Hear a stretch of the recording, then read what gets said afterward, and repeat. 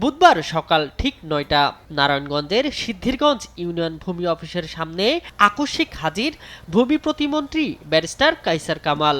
সরকারি নিয়ম অনুযায়ী অফিস খোলার সময় হয়ে গেলেও পুরো কার্যালয় তখনও তালাবদ্ধ। অফিসের বারান্দায় দাঁড়িয়ে প্রতিমন্ত্রীর অপেক্ষা, অথচ দেখা নেই কোনো কর্মকর্তার। প্রতিমন্ত্রী আসার খবর ছড়িয়ে পড়লে তড়িঘড়ি করে অফিসে পৌঁছান দায়িত্বপ্রাপ্তরা। ইউনিয়ন ভূমি অফিসের নায়েব নাসির উদ্দিন অফিসে আসেন সকাল 9:45, আর সহকারী নায়েব ওমর ফারুকের দেখা মেলে সকাল 10টায়। নির্ধারিত সময়ের বেশ কিছু সময় পর অফিসে আসায় ক্ষোভ প্রকাশ করেন প্রতিমন্ত্রী। শুরুতে সকাল 9টার দিকে অফিস।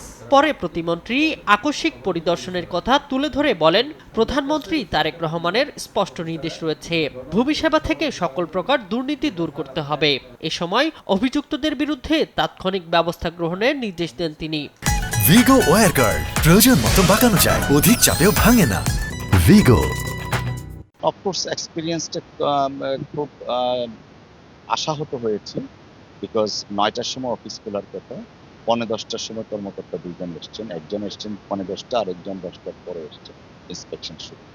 তো এই ব্যাপারে আমরা যথাযথ কর্তৃপক্ষের মাধ্যমে বিধি অনুসারে ব্যবস্থা নেওয়া হবে। ভূমি অফিসকে নিয়ে প্রশ্নবিদ্ধ আছে, অনেকের অভাব, অভিযোগ, অনুযোগ অনেক কিছু আছে, অনেক বিষয় এখানে আছে। করাপশনের এলিগেশনসটা তো 1 নম্বরে আছে।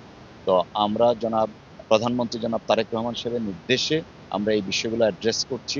আজকে এই ভূমি অফিস আমরা পরিদর্শন করেছি, কম বেশি রেগুলারিটিস আছে। আর সবচেয়ে বড় কথা যেটা, ভূমি অফিসের যারা সেবাদানকারী কর্মকর্তা থাকেন, তাদের সাথে সেবা গ্রহীতাদের একটা ব্যাপক গ্যাপ কাজ করছে। এদিকে প্রতিমন্ত্রীর উপস্থিতির খবর পেয়ে স্থানীয় সেবাগ্রহীতারা ভিড় জমান অফিস প্রাঙ্গণে। দীর্ঘদিনের জমে থাকা ঘুষ, হয়রানি আর নামজারি সহ বিভিন্ন কাজে দালালের দৌরাত্ম্যের কথা সরাসরি প্রতিমন্ত্রীর কাছে তুলে ধরেন তারা।